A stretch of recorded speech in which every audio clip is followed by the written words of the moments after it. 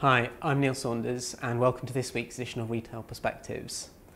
In the last video we talked about the outlook for 2014 and we looked at the consumer angle and some of the things that were coming up as challenges in that space.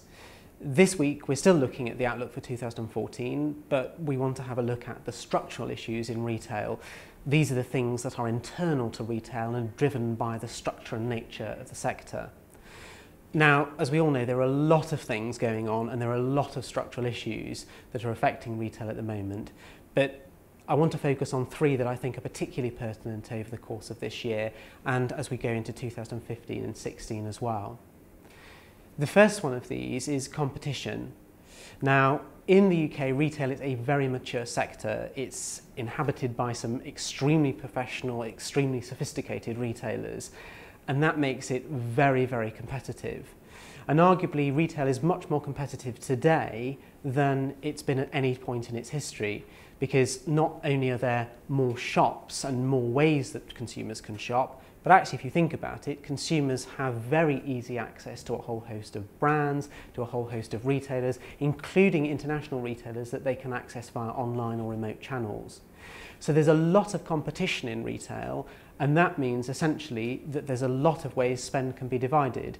And whereas someone may have just shopped at one or two stores and spent the majority of their spending there in the past, now they may shop at a lot. Now that means essentially that not all retailers win. It means that some lose out, which is why you get this constant churn of retailers, even when things are relatively stable economically, of falling out or perhaps cutting back on stores. At the same time, you get retailers who are doing very, very well and seeing great performances. So this very intense competition leads to much more churn in retail success rates. The other thing I think it leads to is a lot more discounting. It is a natural function of a market that when you have a lot of competition and you are competing in that market for a relatively limited pot of consumer spend, one of the tactics you're going to use to get it is to be very promotional and discount driven. And we've certainly seen the levels of promotion on the high street over the past 5 or so years ramp up. So the competitive dynamic in some ways is diluting retail margins, it's putting pressure on the bottom line for retailers because they've got to work much harder to compete. That's a particular challenge. However, it's joined by two other things, the first of which is the shift in the way in which we shop via channels. Now, as we all know, we've got a lot more ways in which we can shop these days, and one of the most significant of those is online. And online has seen very rapid growth. If you look at 2007, about 5.2% of all retail sales went through the online channel. Last year, 2013, that number was at about 12%, and by 2020, we're forecasting it will be about 19.7%.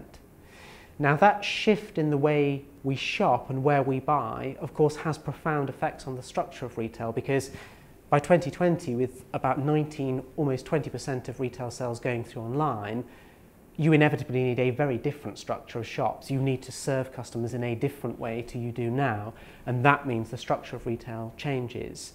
So that's why we're seeing some pressures on things like floor space reductions, a remodelling of how retailers have their estates and store portfolios. And actually by 2020, we think that there'll be about 6.3% less floor space than there is now, because of this dynamic of more people shopping online and less space is needed to serve the consumer. So this shift online, this channel shift, is having a very profound effect on how retailers conduct their business and on the business models that they use to reach customers. I think it's very important, though, to recognise that it's not always extreme as is painted or is made out, because you've got to think about the structure as a whole and not just think about online and stores in isolation, because actually they probably go together much more than they used to in the past. So for example, if you take 2020 as a benchmark, we think in that year there'll be about £286 billion of spend that goes to physical stores.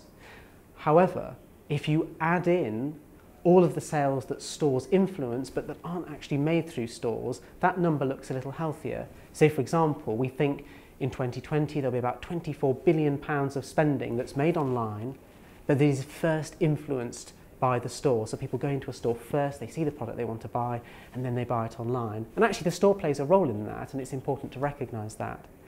about 24–25 billion pounds of spending that is made online will be click and collected from a store in 2020, we estimate. So again, the store plays a crucial role in that. And about £3 billion worth of spend made online will actually be made by mobile devices whilst people are in store. So arguably, again, the store is playing a fundamental role in that. And when you put all of those things into the mix, actually, rather than driving £286 billion of spending by 2020, stores will probably drive something like £338 billion of spending by 2020, which is a lot healthier number.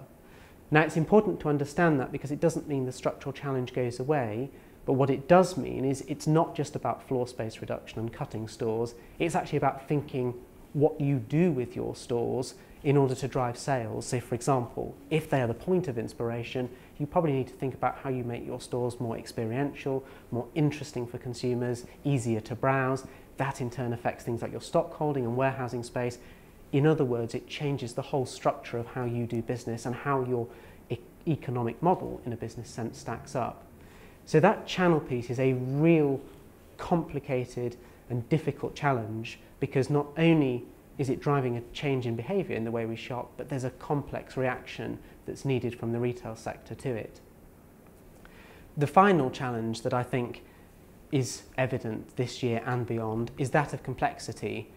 Retailers today have to do so much more to serve the customer. There's more channels, there's more analytics, there's a lot more stock and product that needs to be dealt with. And actually that is part and parcel of the modern business environment in retail. The issue is, I think you don't necessarily get more money from responding correctly to all of the complexity. It's actually a hygiene factor. You have to do it in order to maintain market share. And one of the problems is that it can be very margin diluting. In other words, you spend a lot more to get in the same amount, so your profitability is arguably less. And we're definitely seeing that come through in some sectors where retailers are struggling to generate that top line growth, but are having to spend more just to maintain the level of market share. So that complexity piece is a big issue, and I think it is having an effect on the economics of the sector going forward. So in the first video, we looked at all the consumer challenges. In this video, we've looked at all the structural challenges. If you put the two together, retail actually is a very, very fast evolving and very exciting sector to be in, but it's increasingly difficult for retailers to keep pace with that change. And that's one of the real challenges of 2014 and beyond.